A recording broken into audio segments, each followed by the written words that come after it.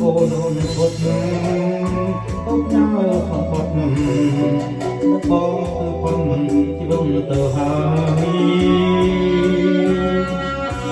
រៀបរាប់ពីពេញពីគុំបងលេងឡើយព្រៃមកអូនហើយ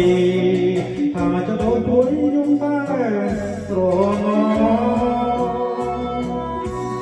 ដោយអូនរត់ចារាចិត្តផ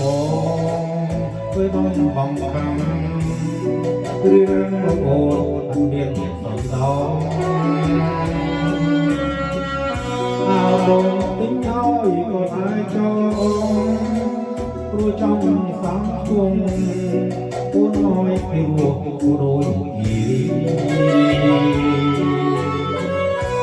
បាយណាស់ជុំលូនជុំម៉ែទៅដីហើយមកចំណៃនៅអូនជន់ជ្រីបងខ្វាងគេណាំណាពុំបាយ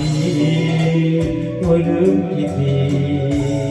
ពុកអីតំដំណៅអូនពុំអើយបាយវិញពលាមបងចាំបងជុំរៀបរៀងប្រចាំគ្រួសារនៅអូនពីណាយអូននៅឲ្យសំកំលងដល់ក្រោយជាងកំហើយសង្សារខ្ញុំអើយត្រូវរៀនខ្លួន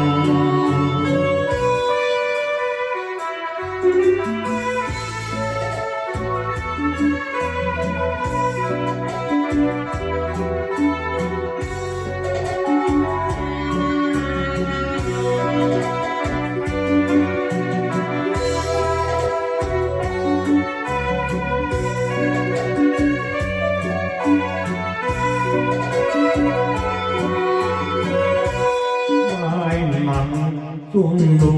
នជួនមកទៅស្រីតែមកចំណៃអូជន់ជ្រីបងមកគេណាស់ពុំបាទីមួយលើពីអូស្រីកំឡុងណាអូនកំអើយបាយលំអត់ទៀងបងខាងបងជុំរៀបរៀងប្រចាំគ្រួសារអូនទៀងហើយអូនលើឲ្យសំកំឡុងដល់ក្រោយ